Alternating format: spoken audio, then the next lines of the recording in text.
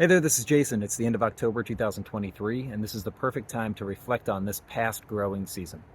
At the beginning of the season, I was really concerned with the amount of peach leaf curl that I was seeing on my trees, but now at the end of the season, I actually don't mind it at all, and I want to show you what my trees look like and why I'm not going to be concerned about this moving forward in the future.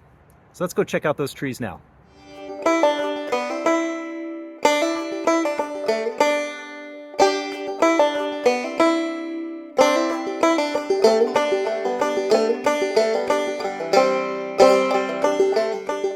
Here in Southern California, Zone 10B, the 2022-23 rainy season broke records. It was a really wet winter, and it was also extremely cold. So we had some unusual conditions here in the orchard come spring and summertime. One of the things that I was noticing was the amount of peach leaf curl. It was worse than I had ever seen in the past, and my experience was the same as neighbors and friends who also had peach trees in their backyard. So I was really concerned. I thought, man, I should have treated the trees better. I should have put a better orchard spray on.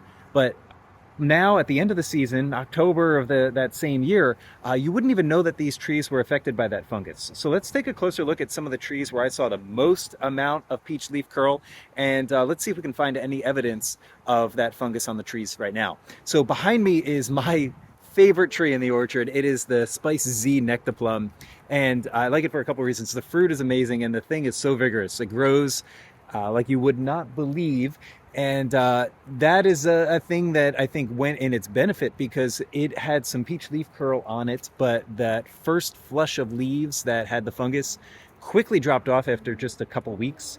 And the new leaves pushed in, and none of the new leaves had any sign of peach leaf curl. So if we take a closer look, we cannot find any distorted or discolored leaves. The red leaves here, that's the new growth. That's what makes the Nectaplum sort of an ornamental tree. But that is not leaf curl. So if we get a little bit closer into the canopy, you'll see that it's nice and thick and healthy. I've actually done a little bit of light pruning on this tree so far to open it up. And there are none of those bare spots that could potentially occur with leaf curl as you get that premature leaf drop. The fruit this year was affected by thrips, but not by leaf curl. In fact, I had so much fruit on this tree, I had to prop up some of the branches. Even the more sturdy branches had to be supported because I had an overabundance of fruit. I had to go in and actually thin the fruit. So one of the issues that peach leaf curl can sometimes cause is early fruit drop. It could affect the blossoms, it could affect the fruit production. But for me, here, my more established trees like the Nectaplum, I actually had to go in and thin. So even if the leaf curl did cause some fruit loss, it did not affect what I considered to be a healthy amount of production. Let's go take a look at some of the other trees that I have here. Those include straight peaches and how they look today. This right here is one of my new additions. It's an August Pride. It's my attempt to have that successive ripening here in my orchard.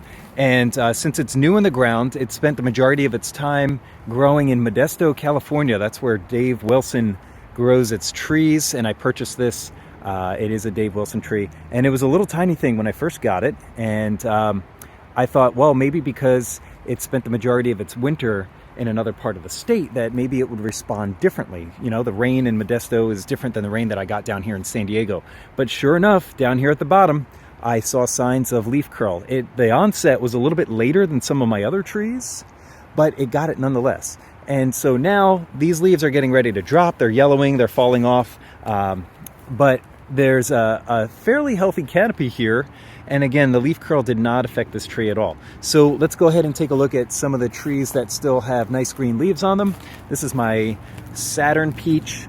And again, nice healthy canopy. I have since opened up the center. So if there's any gaps, that's my doing and not the result of leaf curl. I have a 4-in-1 peach over here. And again, it looks great as far as the canopy cover and the leaves are concerned. This one got hit really hard. And it was interesting. The pattern was very peculiar. Each variety, which there are 4 of, would get hit at different times. So I was experiencing down here, I think this is my mid-pride peach. I saw that this mid-pride got hit really, really hard with leaf curl, and then it migrated up to my desert gold and then the Florida home, the Florida Prince peach. And it was interesting to see that the entire tree was not affected all at the same time, but instead the different varieties experience leaf curl at different times. There's got to be some kind of science experiment that I can run there. But nonetheless, as we look over the tree, this thing Looks great for this time of year. The leaves will start dropping off soon, but again, not due to leaf curl. Let's go take a walk real quick over to two other trees, my nectarines, that can also experience leaf curl. And they did a little bit, not as much. I think because they're spaced out a little bit further from the rest of my peaches. They're up here at the top of my orchard. They didn't have a whole lot of leaf curl.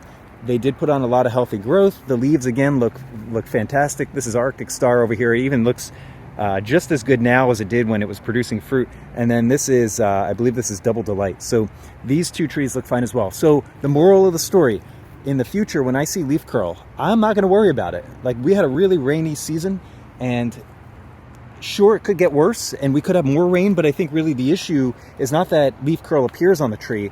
It's that you have rain consistently into the spring and potentially even later than that, because it's the rain that helps spread that fungus. It's the moisture in the air that helps spread that fungus. If it dries up at a reasonable time, and for Southern California, you know, that's April, May, I don't see any reason to concern myself with chemicals or sprays. So in the future, when leaf curl pops up, I'm just going to let it do its thing. I'm going to let the leaves drop. I'm not going to clean them. I'm not going to make sure that they don't mix into the soil, because based on what I've seen so far, it's a non-issue. So what's your experience like? Did you have leaf curl this year? And how did you treat it? Did you leave it alone, or did you do something about it? And what's your plan in the future? Are you going to leave it alone? Are you going to let the leaf curl come and go? Or are you going to be a little bit more proactive? I'd love to hear your feedback. And if you leave a comment in the comment section, I'd love to have a chat with you. Thank you so much.